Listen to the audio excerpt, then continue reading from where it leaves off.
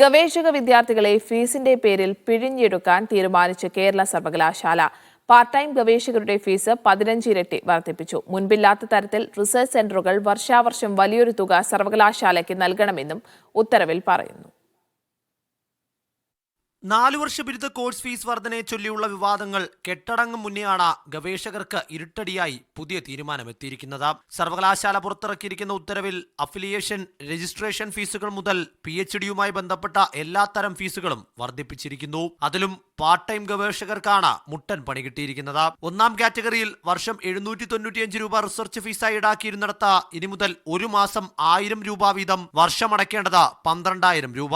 അതായത് മുൻപുണ്ടായിരുന്നതിനേക്കാൾ 15 ഇരട്ടി വർധനവ്. രണ്ടാം കാറ്റഗറിയിൽ വർഷം 1260 രൂപ എന്നത് മാസം 1500 വീതം എന്ന തരത്തിലേക്കും പുനഃക്രമീകരിച്ചിരിക്കുന്നു. നിലവിൽ ജോലി ചെയ്യുന്ന അധ്യാപകരാണ് പാർട്ട് ടൈമായി റിസർച്ച് ചെയ്യുന്നവരിൽ ഭൂരിഭാഗവും. അവരെ സംബന്ധിച്ചിടത്തോളം ഈ വർധനവ് വലിയ ബാധ്യതയുണ്ടാക്കും എന്നാണ് പരാതി. ഓപ്പൺ ഡിഫൻസ് ഫീ എന്ന് റിസർച്ച് ഫീ എന്നൊക്കെ പറഞ്ഞ പല ഫീസുകൾ PhD സ്കോളേഴ്സിന് വാങ്ങുന്നുണ്ട്. അത് നേരത്തെ വർഷത്തിൽ ഒരിക്കലായിരുന്നു.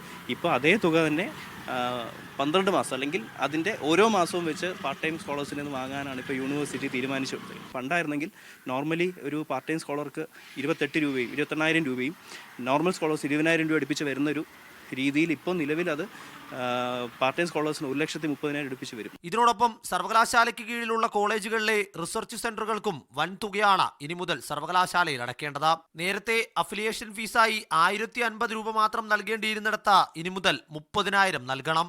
30,000 രൂപ കൊടുക്കേണ്ടി വന്നു കഴിഞ്ഞാൽ ഈ രൂപയും അവർ കളക്ട് ചെയ്യുന്ന ഇതേ റിസർച്ച് സ്കോളേഴ്സിൽ നിന്ന് തന്നെ ആയിരിക്കാം. അപ്പോൾ വീണ്ടും ഈ ബേർഡൻ ഫൈനലി ആർക്ക് പോകുന്നു ചോദിച്ചാൽ ഇതേ വിദ്യാർത്ഥി റിസർച്ച് സ്കോളേഴ്സിന് തന്നെയാണ് ഇതേ ബേർഡൻ പോകുന്നത്. ഇത്രയും രൂപ കൊടുക്കാൻ പറ്റാത്ത അവസ്ഥ വരുന്ന സ്ഥാപനങ്ങളുണ്ടെങ്കിൽ അവർക്ക് റിസർച്ച് സെന്റേഴ്സ് അടച്ചു പൂട്ടേണ്ട അവസ്ഥയിലേക്ക് വരും. സർക്കാർ നിർദ്ദേശപ്രകാരം ഫീസ് വർദ്ധിപ്പിക്കുന്നുവെന്നതാണ് അധികൃതർ നൽകുന്ന മറുപടി. കൂടാതെ ഇനി മുതൽ വർഷാവർഷം ഈ തുകയിൽ നിന്നും 5% വീതം വർധനവുണ്ടാകുമെന്ന അറിയിപ്പ് കൂടി ഉത്തരവിലുണ്ട്.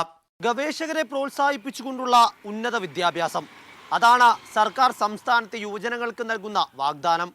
പക്ഷേ ഈ കണ്ട കണക്കൊക്കെയാണെങ്കിൽ ഗവേഷകർ കുറച്ച് കഷ്ടപ്പെടേണ്ടി വരും. ഗവേഷണം നടത്താനല്ല, പണം കണ്ടെത്താൻ. ഗോപാൽ ശീലാസനൽ, മീഡിയ 1, തിരുവനന്തപുരം.